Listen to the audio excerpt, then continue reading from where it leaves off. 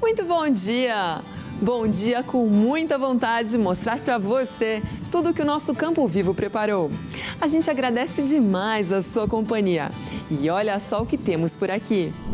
O Brasil é o maior produtor e exportador de café do mundo, mas a Colômbia ainda leva a fama de melhor bebida. Por quê? E o café Robusta de Roraima foi reconhecido como de alta qualidade e com o sabor original da Amazônia. As exportações de soja e milho do Brasil devem atingir 6 milhões de toneladas cada em setembro. Você gosta de pão? Pois saiba que estão faltando padeiros para produzir o principal item de segurança alimentar no Brasil. Mudanças climáticas podem comprometer a produção de alface no nosso país. Já começou o plantio de soja em algumas regiões no Paraná. E o poder público e privado se uniram para debater a redução da importação de fertilizantes. É notícia que não acaba mais por aqui, pessoal. Então, vem com a gente, porque o nosso programa já começou.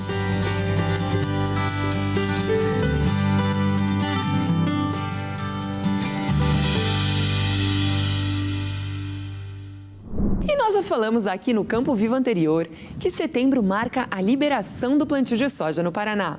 Tudo de acordo com o zoneamento de risco climático que estabelece os prazos de semeadura. Nós fomos ouvir especialistas para reforçar a importância de semear dentro das janelas permitidas. Olha só. Durante 3 meses, as áreas de produção de soja em estados como Paraná, Mato Grosso e Goiás ficaram livres da cultura. O objetivo é eliminar plantas voluntárias, conhecidas como tigueras, que servem de hospedeiras para o fungo causador da ferrugem asiática. Essa pausa no cultivo interrompe o ciclo da doença e reduz os riscos de contaminação na próxima safra. O vazio sanitário já faz parte do calendário agrícola brasileiro. Além de ser uma exigência legal, os produtores que cumprem a medida colhem benefícios diretos, como a redução no uso de fungicidas, menor custo de produção e a garantia de maior produtividade. O Ministério da Agricultura alerta que quem descumprir a medida pode ser multado e até ter a área interditada. Como essa é uma norma sanitária, tanto estadual quanto federal, ele é notificado pelo órgão estadual de defesa, a ADAPAR aqui no Paraná, e ele precisa eliminar, é notificado a eliminar essas plantas vivas de soja, e se ele reincidir, depois ele pode ser multado e receber advertência da ADAPAR também. Equipes de fiscalização percorrem diferentes propriedades para garantir que a regra seja respeitada. E se o produtor não tiver a consciência de eliminar as plantas tigueras, aquelas plantas espontâneas, de soja, do campo na propriedade, ela pode estar possibilitando a manutenção do fungo, da viabilidade desse fungo na propriedade, na região. E aí, para a próxima safra, se tornar um problema sanitário. A expectativa é que, seguindo o planejamento e as boas práticas agrícolas, o Brasil continue colhendo bons resultados na próxima safra. Estamos com uma perspectiva de um leve aumento de área, aumento de produção para 22 milhões de toneladas aqui no estado e que venha uma boa safra para que o produtor recupere a sua capacidade econômica que já vem comprometida há algum tempo. Você que é agricultor sabe, cada região do estado tem uma janela de plantio diferente. E se for preciso pedir o seguro rural, só consegue liberação quem semeou dentro da janela oficial. Fique sempre atento. O Congresso Brasileiro de Fertilizantes debateu a necessidade de se reduzir a dependência externa no insumo. O evento aconteceu em São Paulo. Vamos acompanhar os detalhes agora. A agricultura regenerativa é um modelo de produção que busca recuperar a fertilidade do solo, preservar os recursos naturais e, ao mesmo tempo, garantir a alta produtividade.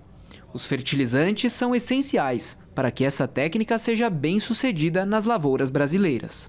Nós vivemos num país onde predominam os solos pobres, com muito teor de acidez muito elevado, e sem o fertilizante a gente não consegue fazer nem a agricultura comum, nem a agricultura regenerativa. A Associação Nacional para a Difusão de Adubos e o Ministério da Agricultura assinaram um acordo de cooperação técnica durante o evento, que prevê a troca de informações entre os setores público e privado, com o objetivo de aprimorar os dados estatísticos, impulsionar a inovação na área de bioinsumos e, claro, mobilizar recursos voltados à sustentabilidade. Num setor onde nós importamos de 80% a 85% de tudo que é produzido aqui no Brasil, ter essa inteligência, ter essa informação é primordial para dar um norte para os participantes de mercado, para dar um norte para os agricultores de uma forma geral. E um dos grandes desafios da ANDA é conglomerar, consolidar todas as informações de todos os participantes do mercado.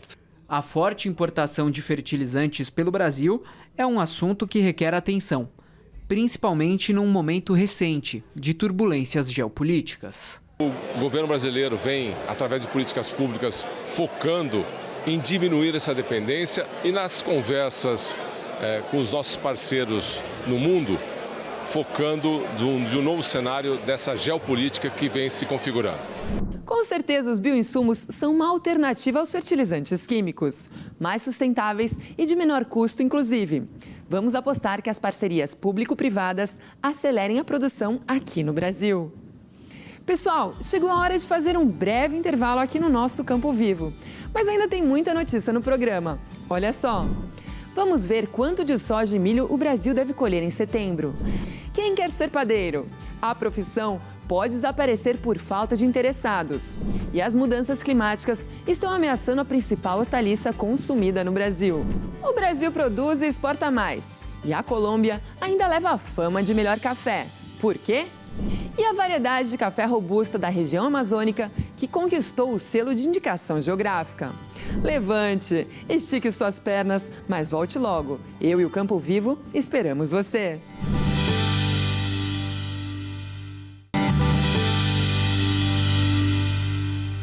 Voltamos com o nosso Campo Vivo. Notícias sobre o agro, você sabe, é aqui mesmo, hein? E as exportações de soja devem superar 6 milhões de toneladas em setembro. Também há números para o milho. Os dados são da Associação Nacional dos Exportadores de Cereais, a ANEC. Vamos conferir. Para a soja, os embarques devem alcançar 6,75 milhões de toneladas, avanço de 30,5% frente ao mesmo mês de 2024. Em comparação ao mês de agosto, o volume representa uma desaceleração, refletindo a sazonalidade típica da oleaginosa com o avanço da entre-safra. A China se mantém como principal destino das exportações brasileiras, correspondendo 78% do valor total embarcado em agosto. Para o farelo de soja, a estimativa indica 1,94 milhão de toneladas embarcadas em setembro. Crescimento de 19,8% ante 1,62 milhão de toneladas embarcadas no mesmo período de 24. Segundo a ANEC, o volume consolida a recuperação do derivado após períodos de menor demanda. A projeção para os embarques do milho ficaram em 6,37 milhões de toneladas, ligeira queda de 2,9%. Acúmulo de 23,3 milhões de toneladas embarcadas até agosto, alta de 36,7% frente a 2024. Soja e milho são protagonistas no agro no Brasil e têm escapado dos malabarismos no mercado. A razão é a demanda permanente por esses grãos em todo o mundo. Por isso, plantar com planejamento e tecnologia podem ajudar a garantir a renda no produtor. E o Campo Vivo veio até o 18º Seminário Nacional do Milho Safrinha conferir quais são as novidades para a importância deste cereal. Estamos aqui então com o presidente da comissão organizadora do evento, que é o Ivan Bordim. Ivan, qual que é a importância, de um evento desse porte aqui em Londrina? O milho safrinha é a terceira maior cadeia produtiva do estado do Paraná. Mas ele é a base que sustenta toda a cadeia produtiva da proteína animal, que é a segunda maior. Então, direta e indiretamente, o milho responde a 40% de toda a riqueza do agronegócio paranaense. E também do agronegócio nacional e internacional.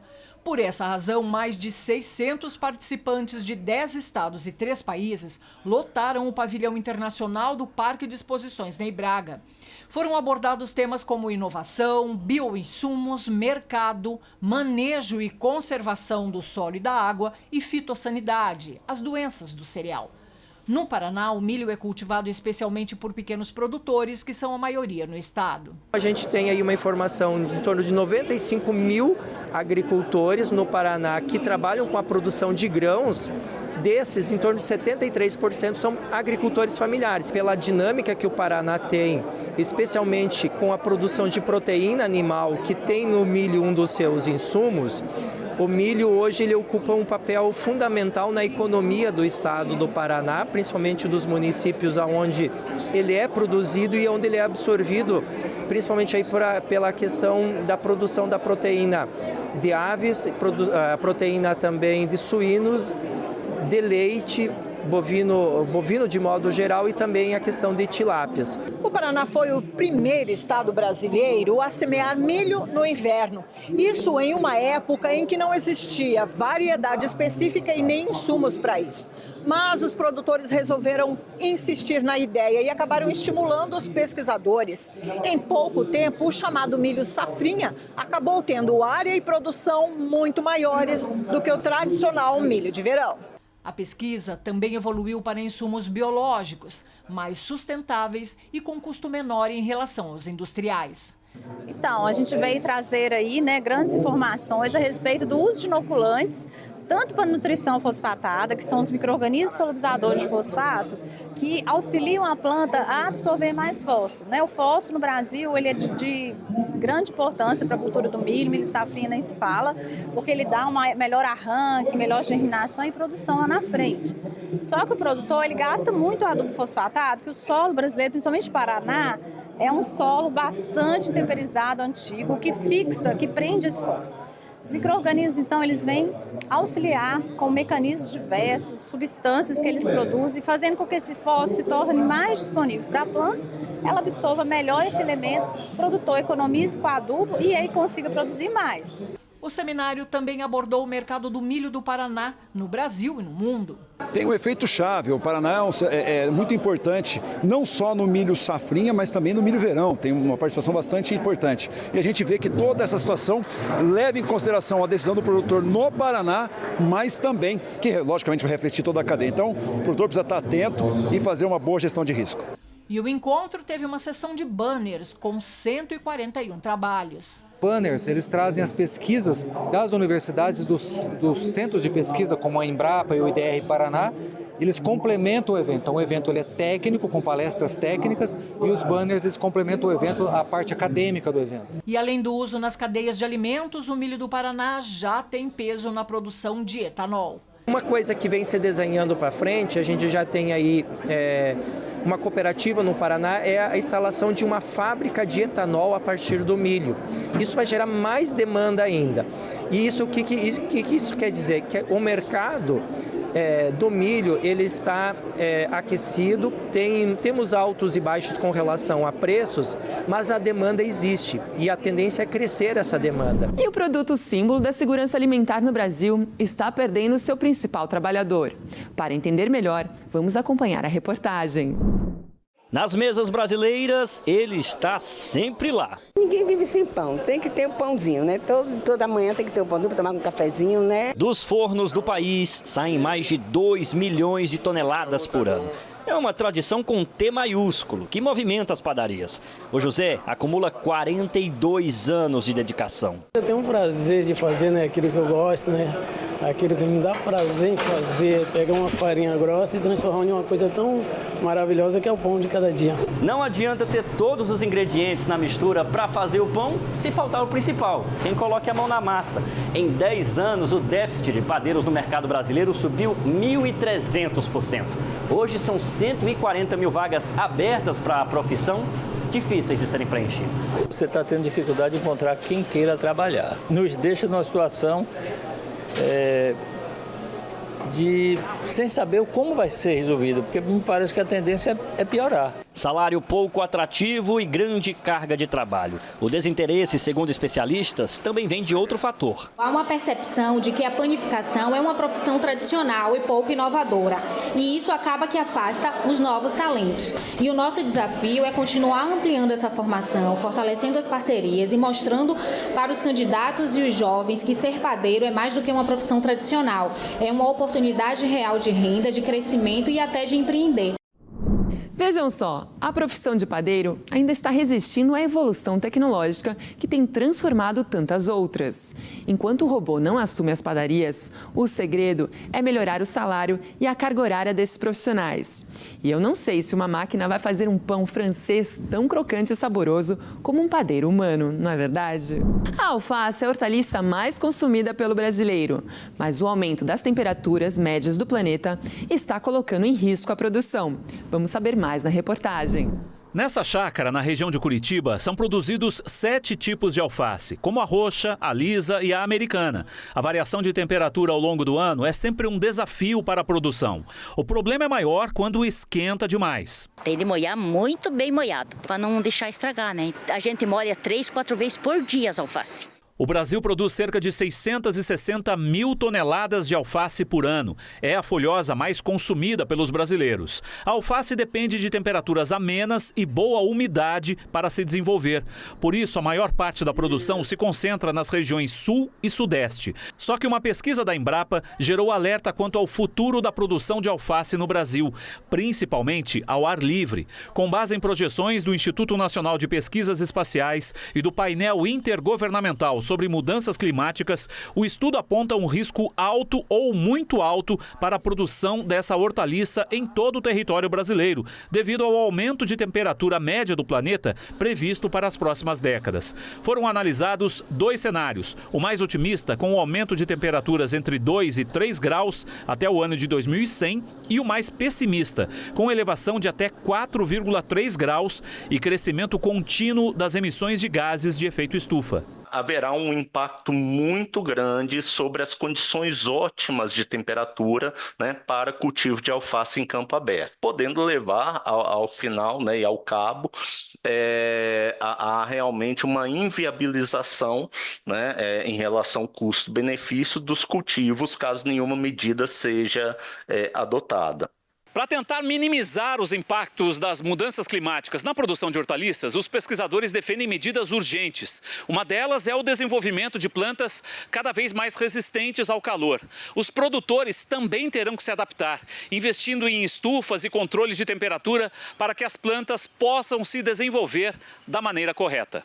Outras hortaliças, como couve-flor, brócolis, repolho e beterraba, também podem ser afetadas pelas mudanças climáticas. Outras estratégias, como por exemplo a manutenção de palha, né, na superfície por meio da adoção do sistema de plantio direto, o uso de mulchings plásticos, né, que sejam capazes de reduzir a temperatura, uso de sistemas sombreados como sistemas agroflorestais, o uso de telas como sombrites e o uso do próprio cultivo protegido, né, controlando o ambiente ali internamente, são estratégias válidas nesse contexto. Esses ajustes na produção por conta do clima estão cada vez mais comuns e em várias atividades do campo. Especialistas afirmam que o planeta está perto do limite da tolerância. Se essas ações e controles não aumentarem, não vai ter mais volta. É isso. Nós vamos para um rápido intervalo aqui no nosso Campo Vivo. Mas olha só o que nós reservamos para o último bloco do programa. O Brasil lidera a produção e exportação mundial de café. Então, por que a Colômbia sempre é lembrada primeiro quando se fala do produto? E o café Robusta de Roraima conquistou o selo de indicação geográfica. Os atributos da bebida têm notas originais da região amazônica. Fique por aqui, o Campo Vivo volta já já e eu te espero, hein?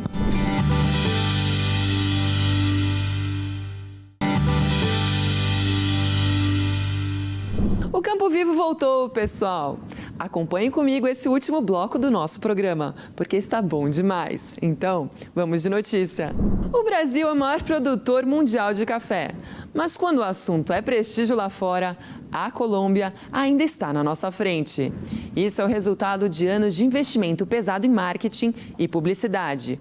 Uma lição que a gente precisa aprender para ganhar mais mercado no exterior. Olha só. Uma potência mundial, sucesso do agro brasileiro. Somos o país que mais produz e exporta café no mundo todo. Mas enquanto o Brasil lidera a produção, a Colômbia virou sinônimo de qualidade. A novela Café com Aroma de Mulher, exibida na Band, terminou na última sexta-feira. Uma história de amor que envolve a tradição do café da Colômbia. Um prestígio que vem da publicidade. Primeiramente, quando eles começaram a exportar café, eles exportaram o café com a denominação lavado. Só isso dá ao consumidor uma ideia de limpeza e tudo. Na verdade, não é isso, é um processamento, mas na mente do consumidor, esse café foi de melhor qualidade. Em segundo lugar, investiram pesadamente em campanhas de marketing para o público premium. Inclusive patrocinando o torneio mais importante de tênis do mundo, de Roland Garros. O café colombiano é a prova de que o marketing é a alma do negócio. No final dos anos 50, a Colômbia criou o personagem Juan Valdez, um agricultor de bigode, vestido poncho, chapéu típico e sempre acompanhado de sua mula fiel, Conchita, nas montanhas dos Andes. O investimento incluiu campanhas publicitárias nos Estados Unidos, o que foi essencial para afirmar o café colombiano como um produto de alta qualidade. Deu tão certo que Juan Valdez foi parar até em filme. Olá, Juan Valdez! A Colômbia foi o primeiro país do mundo a vender história junto de café. A história do pequeno produtor, a história do Juan Valdez. Coisas que outros países, como o Brasil, demoraram um pouco para compreender e daí um espaço muito bem ocupado por eles. O Brasil produziu 65 milhões de sacas de café na última safra, quase 5 vezes mais que a Colômbia. Enquanto nós ficamos com a imagem de volume, eles levaram o rótulo de prêmio. E ainda para atender a demanda internacional, a Colômbia passou a comprar café brasileiro e usar nosso grão para encher as prateleiras com selo de café colombiano. Se lá fora o produto brasileiro não leva essa fama, por aqui a gente tem certeza, o nosso café é o melhor do mundo. Prova disso é que um café produzido aqui em Minas Gerais atingiu a melhor nota de um concurso internacional, eleito o melhor café do mundo. A maior nota mundial do concurso é aqui de Minas Gerais, do município de Cristina. O café especial de origem do Brasil tem ganhado destaque global por sua qualidade, sustentabilidade e rastreabilidade. Nosso café especial é uma virada de chave na imagem de produção em massa para um modelo focado em qualidade, valor e conexão com o consumidor. O desafio é que, historicamente, o Brasil foi associado mais a volume commodity do que a qualidade. Para conquistar o mesmo prestígio internacional, o Brasil precisa fortalecer uma narrativa única, investir pesadamente em marketing coordenado e valorizar ainda mais suas regiões produtoras, suas indicações geográficas e suas histórias de origem. Gente, o Brasil já é o maior produtor e exportador de café do mundo sem a fama que merece. Um pouco mais de investimento na imagem do produto poderá abrir ainda mais mercado. Em tempos de tarifaço, uma saída muito oportuna, não é mesmo? E o café Robusta de Roraima foi apresentado no Amazon Tech 2025. A variedade obteve nota alta entre os cafés nacionais de qualidade. Vamos conferir. Uma degustação guiada apresentou os cafés Robusta amazônicos e mostrou como a ciência e tecnologia são fundamentais para a produção agrícola. A experiência ressaltou a Amazônia como território de inovação e sabores únicos. Essa vivência fez parte da Amazon Tech 2025, realizada em Boa Vista. O evento foi organizado pela Embrapa, em parceria com o Sebrae Roraima, a Universidade Federal de Roraima e a Fundação de Amparo à Pesquisa do Estado de Roraima, a FAPER. Os cafés robustas amazônicos, além do sabor e aroma diferenciados e de alta qualidade, são produzidos a partir de boas práticas de produção com viés ecológico e a valorização do trabalho em comunidade. Para Henrique Alves, pesquisador da Embrapa Rondônia, o café, sendo a bebida mais consumida no mundo, valoriza os robustas amazônicos e mostra como a ciência feita na região pode gerar renda e qualidade de vida sustentável para agricultores, transformando até mesmo a casca do café, onde o destino final seria virar adubo, mas se transformou em chá e cookies. Está entre os melhores cafés do Brasil e do mundo, e esse é um resultado do terroir amazônico, um resultado de muita ciência e tecnologia que transformou um café que era considerado um produto de segunda linha um dos mais emblemáticos e com maior qualidade e características sensoriais interessantes. E são sabores e aromas muito novos que os nossos avós, que os nossos pais ainda não conheceram. Então, é uma grande novidade que a gente tem. E o que é legal? É um produto sustentável, da socioeconomia amazônica e que gera renda e qualidade de vida sem desmatamento. Diretamente de Rondônia, a cafeicultora Celeste Suruí, que também é a primeira barista indígena do Brasil, trouxe cafés produzidos em sua região. É uma representatividade muito grande também. A gente não só trouxe só cafés indígenas, mas sim de todos os cafeicultores que trabalham lá com a cafeicultura, né? De indígenas, não indígenas também. E isso é muito importante, né? Um evento muito grande para mostrar para as pessoas a importância da Amazônia por trás de tantos olhares que são negativos, né? A programação também atraiu empreendedores interessados em ampliar conhecimentos. É o caso de Ana Siqueira, proprietária do Café Imeru, em Pacaraima. Já acostumada a trabalhar com um café artesanal arábica, ela aproveitou o evento para explorar novos sabores. Então estou aqui para poder pegar um pouco do conhecimento, aprender um pouco mais, entender sobre os robustos amazônicos para poder conseguir levar para a comunidade e também ajudar durante toda a plantação e os processos pós-colheita do café.